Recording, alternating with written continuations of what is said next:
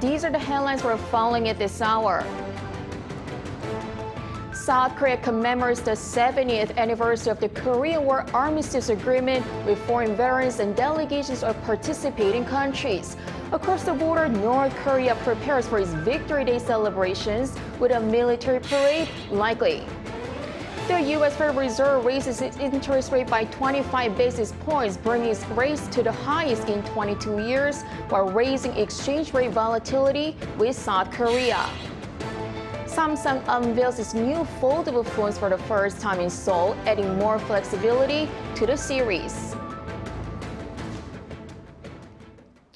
Good afternoon. 70 years ago today, the two Koreas halted active fighting with the signing of the Armistice Agreement of the Korean War. But so many lives were sacrificed during the three-year war. While the repatriation process of their remains is still underway, the remains of 7 South Korean troops returned home on the eve of the 70th anniversary of the truce. Our Oh Soo-young has the details. More than 7 decades after he fought and died in the Korean War, the remains of the then 19-year-old Private First Class Chae-min-rak came home to South Korea and his surviving family. Carried in the arms of his nephew, who is currently serving in the Navy, Chae was reunited with his youngest brother, who was 6 years old when Chae died in 1950, but is now approaching 80. You are now in the arms of my boy who we sent to the Navy. Is he holding you comfortably? Big brother, don't worry about our country anymore, but rest peacefully in our land. I will live in gratitude to our nation for bringing you back to us. Chae had been identified among the 7 sets of remains of South Korean soldiers killed during the 1950-53 war, handed over from US custody in Hawaii and flown to Seoul Air Base on Wednesday evening. Coming home on an Air Force tanker escorted by a squadron of F-35A fighter jets, the remains of the fallen soldiers received a hero's welcome in a reception ceremony hosted by President Yoon Suk-yeol.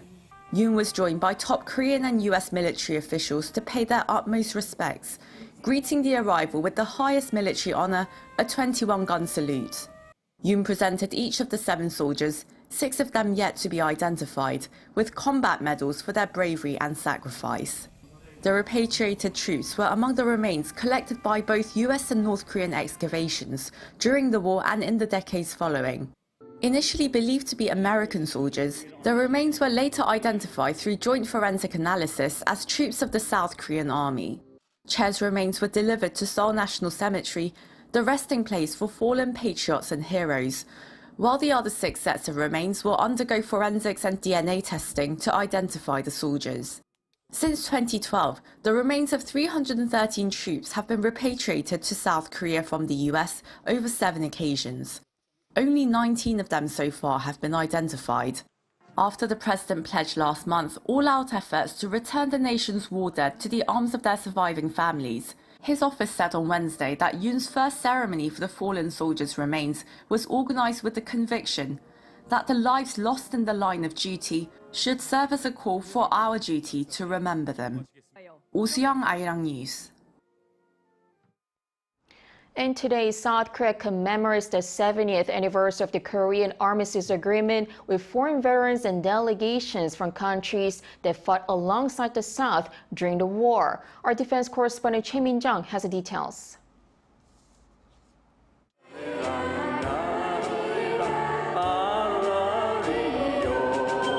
93-year-old British veteran Colin Thackeray passionately sings the Korean traditional folk song Arirang.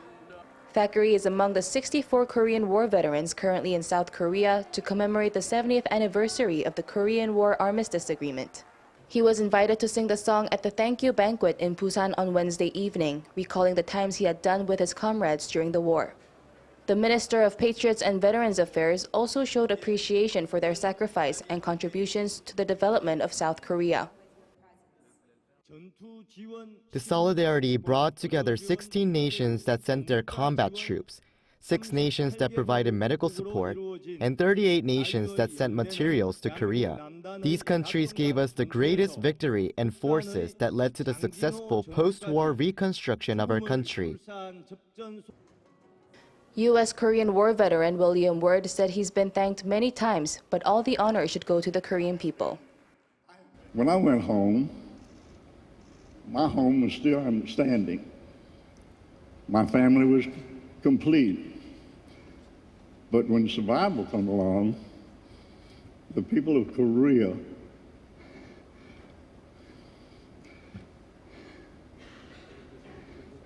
rebuild their nation, their homes, their cities, their families, and their lives. South Korea also hosted the 2023 Ministerial Summit on Veterans Affairs, which was attended by government delegations from 22 countries who supported South Korea during the Korean War.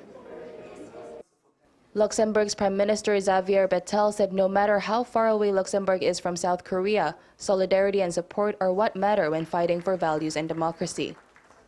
But we know how important it is to fight for democracies. The fight for values has no borders, and you find everywhere partners to fight when it's time to defend democracy.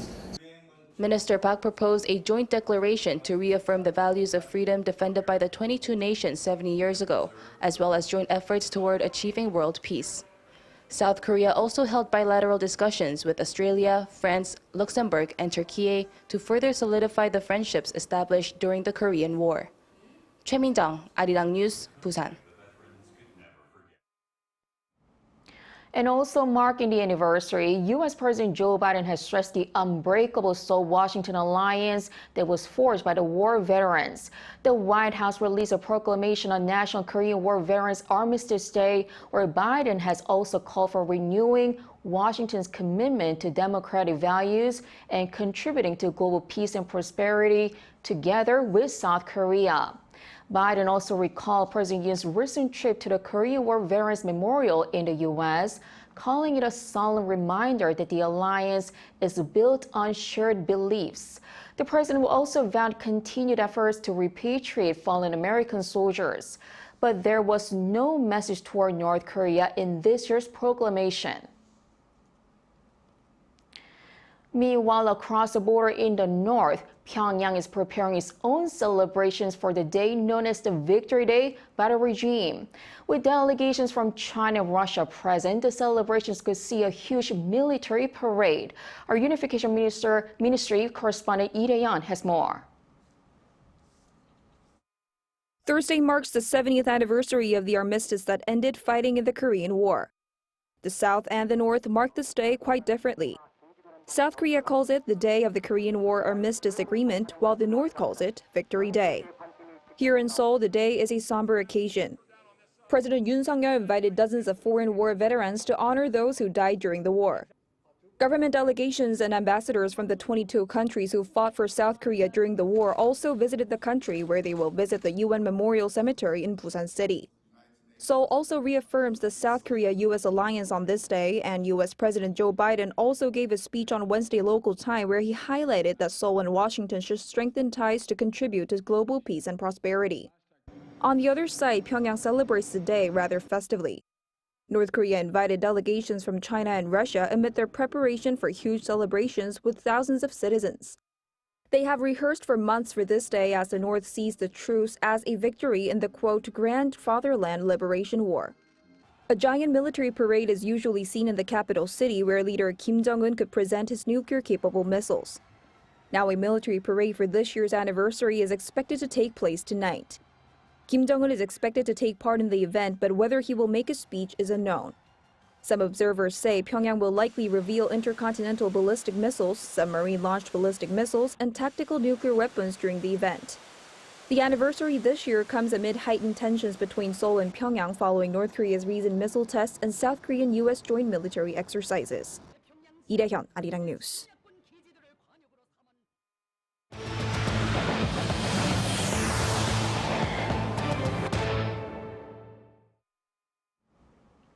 The U.S. Federal Reserve has raised its key interest rate by 25 basis points. This brings the figure to the highest level in 22 years, but there's little information on the direction of the Fed's next move. Ian Jin has more. On Wednesday, the U.S. Federal Reserve raised its key interest rates by 25 basis points, putting its lending rate in the 5.25% to 5.5% range. The borrowing rate in the U.S. has now reached its highest level since 2001. The rate hike comes after a rate freeze in the previous Federal Open Market Committee meeting, and despite consumer price increases slowing down. Consumer prices increased just 3% on year in June, marking the lowest annual inflation rate in more than 2 years. But assessing it to still be too high, the U.S. Fed is looking to bring the rate further down to its target of 2%. When asked if a further rate hike is possible at the next FOMC meeting slated for September, Fed Chairman Jerome Powell said such a move is not out of the question. It is certainly possible that we would raise funds again at the September meeting if the data warranted. And I would also say it's possible that we would choose to hold steady at that meeting. Powell acknowledged that the economy has proved to be surprisingly resilient despite the Fed's rapid rate hikes. Though inflation has reached its slowest pace in 2 years, the economy is still growing too fast for inflation to fall back to the Fed's 2% target, as consumer confidence is at its highest level in 2 years. Americans keep spending and businesses keep adding jobs. Powell added that it's too early to tell when the U.S. Central Bank can start cutting its rates, but also revealed that the Fed's staff economists no longer foresee a recession. Some economists think the Fed might decide to forego a rate increase in September before weighing a possible hike in November. 이은진, Arirang News. The latest rate hike by the U.S. Central Bank has widened the rate gap between the U.S. and South Korea to a new high, raising concerns over a possible increase in volatility of the $1 exchange rate as well as capital outflow. Our Moon-Hyeon has the details. With the Fed's latest decision to hike the key interest rate by 25 basis points, the difference in key interest rates between South Korea and the United States has reached an all-time high. The FOMC announced Thursday that it had lifted its interest rate to the 5.25 to 5.5% range, bringing the gap between it and the Bank of Korea's rate of 3.5% to 2 percentage points. This is the first time in history that the rate difference between the allies has reached the 2 percentage point mark, prompting concerns over the impact this could have on the South Korean won-US dollar exchange rate and sparking interest in the Korean Central Bank's response. The won has been losing ground against the greenback, closing below the $1,301 rate at 1,275 won on Wednesday as a result of sluggish IT exports and the country logging a trade deficit once again in July. An increase in interest rates by major economies like the United States often leads to a devaluation of other currencies such as the Korean won, as investors are drawn towards more profitable investment prospects. The BOK has kept its benchmark rate at 3.5% for nearly half a year now, with its latest decision 2 weeks ago to maintain the rate for the 5th month in a row. Speaking at a central bank meeting on Thursday, Deputy Chief Lee Seung-un remarked that there is still a long way to go until inflation recovers to 2% and that further monetary tightening may be necessary despite the consumer price index slowing to the 2% range in June for the first time in 21 months. The central bank had previously announced that rate hikes to 3.75% may be possible amid inflation uncertainty, with its inflation forecast for July announced on Wednesday at 3.3%. He also said the central bank will closely monitor related market conditions by watching out for increased volatility in domestic and foreign financial markets due to changes in policy expectations. Finance Minister Chu Kyung-ho, also speaking on Thursday, said the government has plans to stabilize the domestic market. The government will continue to strengthen resilience against external factors by bolstering the current account balance and other economic fundamentals, ensuring that South Korea's financial and foreign exchange markets are stable. Moon-Hyeon, Arirang News. South Korea's export and import values in terms of trade all experienced a turnaround in June. According to the Bank of Korea on Thursday, the export value index for last month increased by 7.5% on year, thanks to more outbound shipments of chemical products. The value of imports also grew by 4.4%, driven by computers and electronic devices. South Korea lost positive figures for both exports and imports in February. Based on the results, South Korea's net barter terms of trade rose 0.2%, marking an upswing after 27 months. Terms of trade measures how much a country can buy in imports for each unit it exports. Samsung Electronics unveils its new foldable phones for first time in Seoul, adding more flexibility to the series. Our business correspondent Shin Ha-young reports. Another stride forward has been made by Samsung Electronics in the race to perfect folding smartphones. The South Korean tech giant showcased its latest fifth-generation Galaxy foldable smartphones at its annual Unpacked event on Wednesday in Seoul. When technology seamlessly adapts to the world around us, it allows us to be open to new ideas, open for a world of unlimited possibilities. That's exactly what Samsung Galaxy lets us do. This year's Unpacked was all about innovative design and overcoming weaknesses in the previous version. With a larger cover display of 3.4 inches, almost double the size of the previous version, the Galaxy Z Flip5 allows a variety of functions, including texting, even when it's folded. Users can quickly and effortlessly access more information than before, such as checking the weather, controlling the device's music player, and catching up on the latest global stock market updates. Users can also review, adjust the color tone, or delete images easily with the Quick View function on the cover display. When taking a photo of a friend, Dual Preview allows both the subject and the user to see the image on the cover and main screen simultaneously, so they can make adjustments in real time for the perfect shot. The new cover screen is really great. It improves all what we can do with the screen, and I need to buy one, to be honest. The biggest change to both the Z Flip5 and the Z Fold5 is the new hinge that allows the phones to close completely while minimizing screen creases. The weight of the Galaxy Z Fold5 is 253 grams, making it the lightest and thinnest design among all the Galaxy Z Fold series released to date. In terms of function, multitasking has been significantly enhanced compared to previous models. Taskbar, which allows a quick switching between applications, has been improved to provide access to up to 4 recently used apps. Additionally, the two-handed drag and drop feature allows users to select an image from the gallery with one hand and easily paste it into Samsung Notes using the other hand, making app and screen switching even more convenient. One expert says the latest devices are expected to help Samsung continue to lead the global foldable market. Competition in the foldable market seems to have intensified as companies like Motorola and Google have also entered the market. However, a company that first entered the market with better technologies would dominate. Samsung is expected to lead the market. Pre-orders for the phone start next Tuesday in South Korea and will be available from August 11th. Retail prices start at $999 for the Galaxy Z Flip5 and $1,799 for the Galaxy Z Fold5. 신하영, Arirang News. South Korean defense company Hanwha Aerospace has won a multi-billion-dollar contract to build more than 100 new armored vehicles for the Australian Army. The Australian government said on Thursday it has selected the Korean company to build 129 Redback infantry fighting vehicles. It said the project will have a value of between $3.4 billion and $4.7 billion US dollars.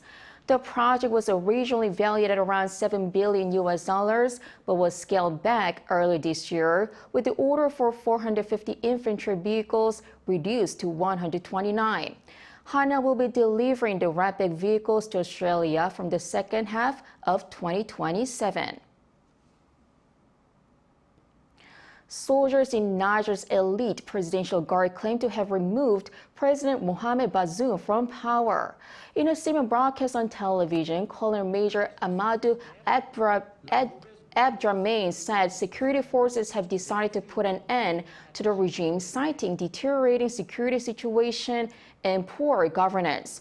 The guard had already sealed off access to the presidential residence and offices amid reports that the president was being held in the capital Niamey earlier on Wednesday. That move sparked protests in the capital, with presidential guards firing warning shots at those calling for a democratically elected leader to be freed, and prompted condemnation from the United Nations, United States, and France.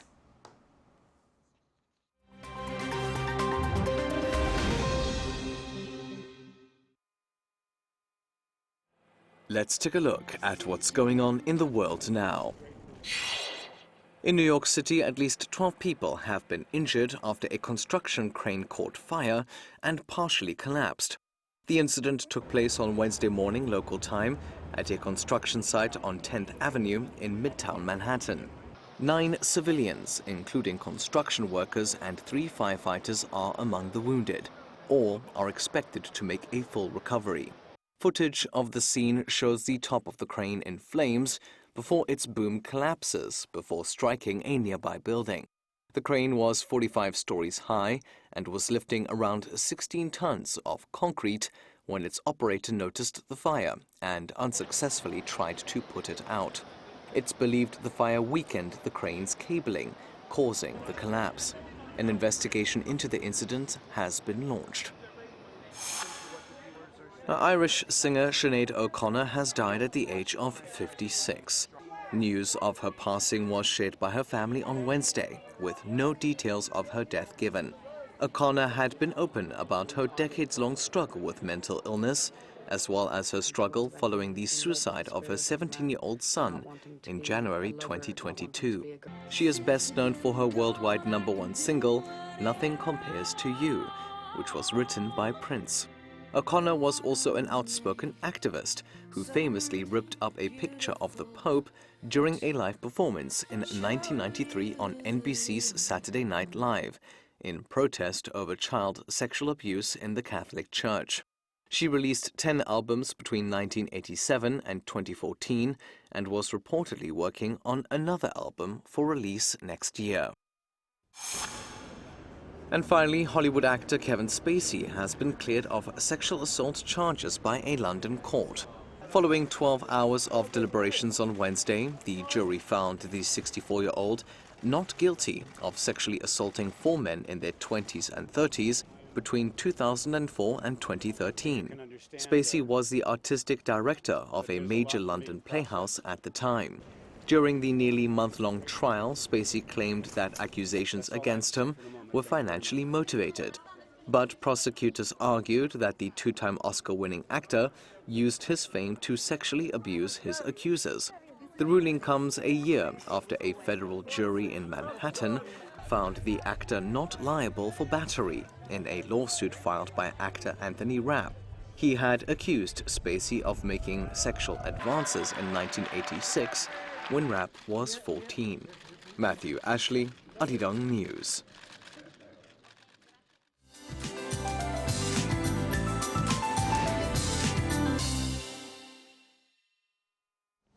Good afternoon. The weather agency announced the official end of the rainy season yesterday, ending at a similar time compared to previous years. Now we need to brace for days of extreme heat with sudden rain. Heat wave alerts are in place across much of Korea, with Gyeongju seeing highs going up as high as 35 degrees Celsius. Then there will be a chance of sudden rain during the day with up to 80 millimeters in the forecast. It could come down heavily once it begins to rain. So please, those near the water need to beware of heavy passing showers. Feels like temperatures will be a couple of degrees higher due to that high humidity. And when it does not rain, strong UV rays will beam down. So plan accordingly if you're heading outdoors. Have your sun protection and umbrella ready. The sweltering summer heat keeps coming and will stay with us day and night. In fact, the number of heat-related illness patients is on the rise. Drink plenty of water and avoid being outdoors during the hottest parts of the day. That's Korea for you, and here's a look at the international weather conditions.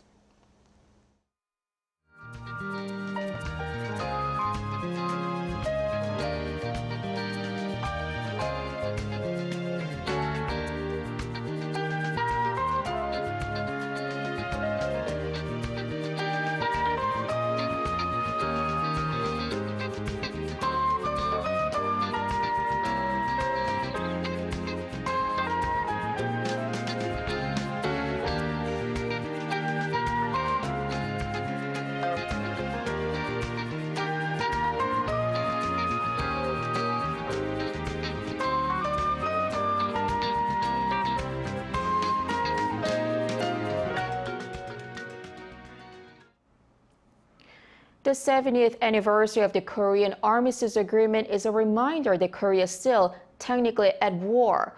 Despite several clashes, what has prevented major hostilities was a truce deal that was signed at a place called Panmunjom. And that name was subsequently given to the joint security area that was set up nearby under the agreement. That's what we now know as the famous border village of Panmunjom that separates the two Koreas. The leaders of the South and North briefly stepped across during their 2018 summit. And a U.S. soldier also recently crossed into the north there. It is only those few steps it takes to cross the line that has kept Korea divided for 7 decades. This is where we end today's newscast. Thanks for watching.